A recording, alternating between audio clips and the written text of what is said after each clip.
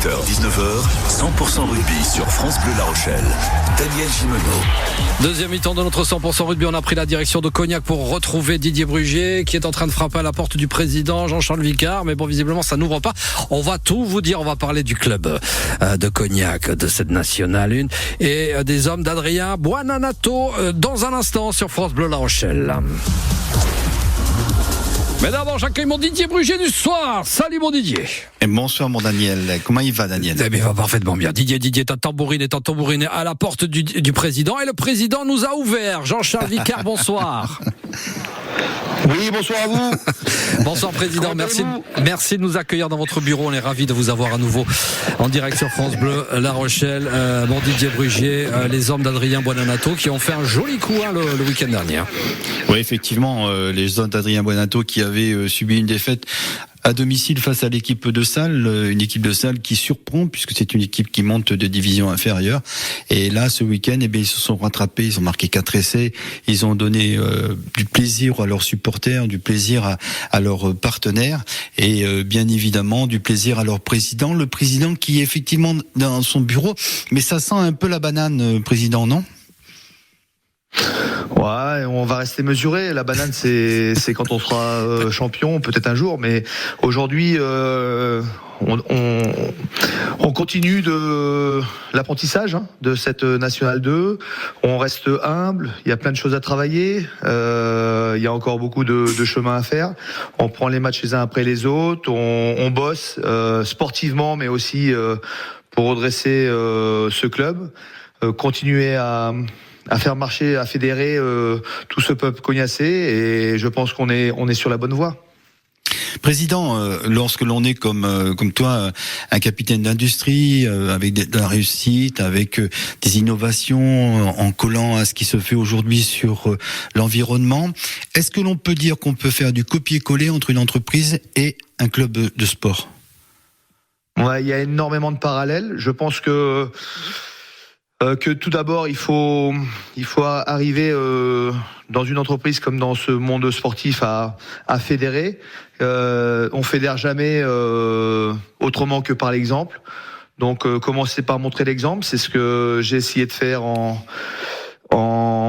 faisant venir le maximum de monde au stade en tout début du projet pour nettoyer ce stade, le repeindre, refédérer un esprit.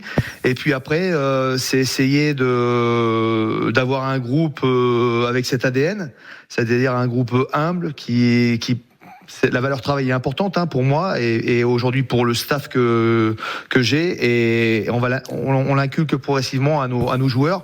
Donc ça passe par là, ça se fait pas du jour au lendemain. On le travaille tous les jours, on reste humble, on sait que les matchs se prennent au jour le jour, qu'on on a eu des déceptions par des faits de jeu depuis le début de la saison. Mais on passe au-dessus et on récupère le week-end d'après. On va essayer de récupérer des points et puis on va grandir comme ça, sans s'avouer vaincu ou sans se croire trop vite vainqueur.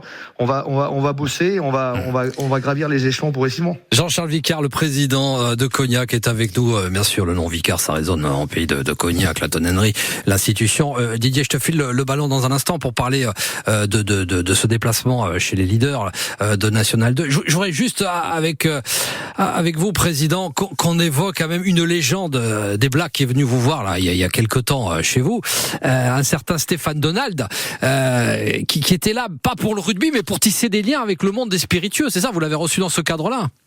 Ouais, bien sûr, ouais, parce que je pense que on a un monde qui est très connecté. Ça veut dire que, vous savez, le terroir et le sport, ça fait bon ménage. Je vends des barriques aujourd'hui en Afrique du Sud, j'en vends en Australie, en Nouvelle-Zélande, en Argentine, en France bien sûr, mais c'est un pays où le non-rugby résonne. Et on est très connectés les uns aux autres, donc on se connaît. Ce monde est tout petit finalement, même si on va à l'autre bout du monde. Si ça joue au rugby, on a des liens parce qu'on se connaît tous. Et dès qu'on a du réseau à faire, ça va très vite. Donc ce monde du sport, il est très puissant.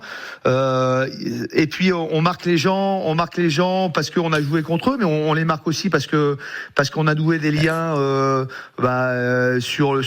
en partageant un verre de vin, en partageant des connaissances, et ça va très vite. Et on se souvient des gens contre qui on a joué, mais on se souvient aussi des gens avec qui on a bossé, avec qui on a partagé nos expériences. Didier Brugier, Stéphane Donald, tu t'en rappelles quand même, hein, l'ouvreur des Blacks, c'est lui quand même qui crucifie les Français en 2011 avec la pénalité décisive quand même. Hein. Pénalité décisive, ouais.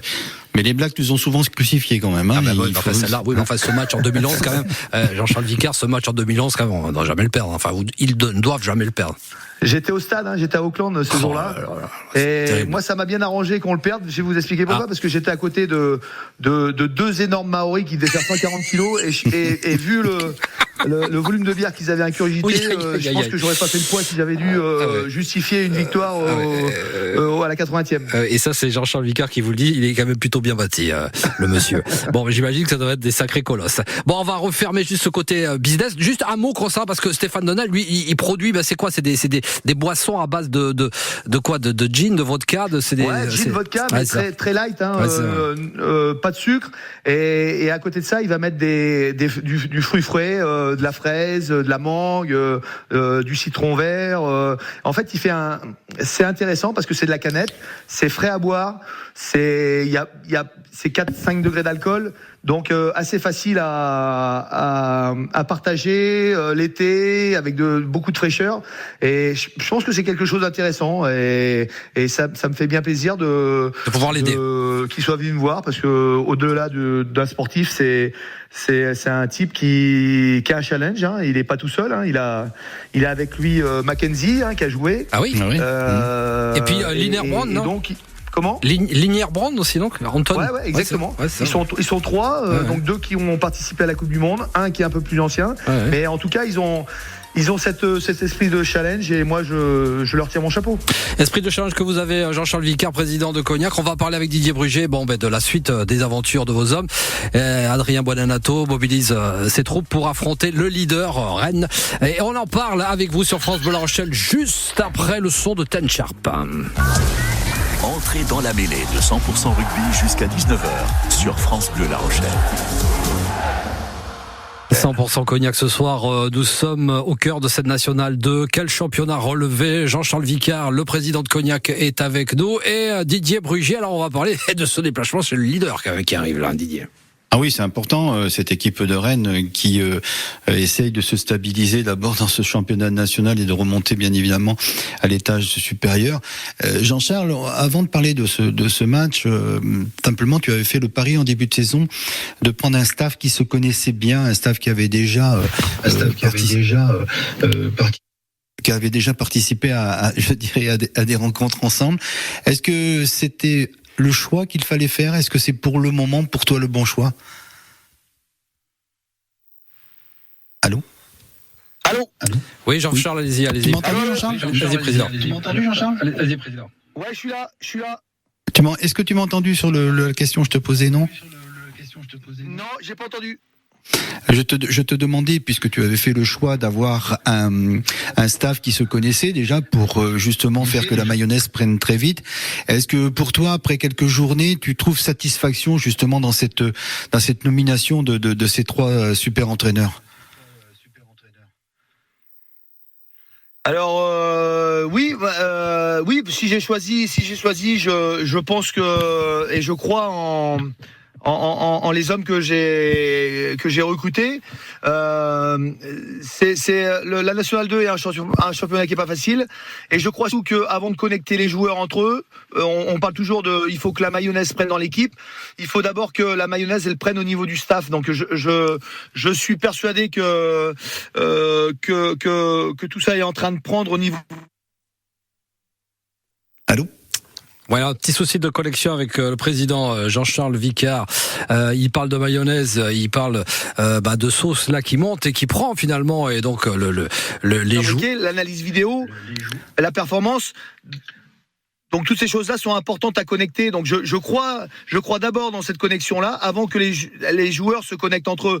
Donc c'était important d'avoir ce staff-là pour moi, hein, pour que derrière les joueurs, on a aujourd'hui un groupe qui vit ensemble depuis seulement 4 mois. Hein.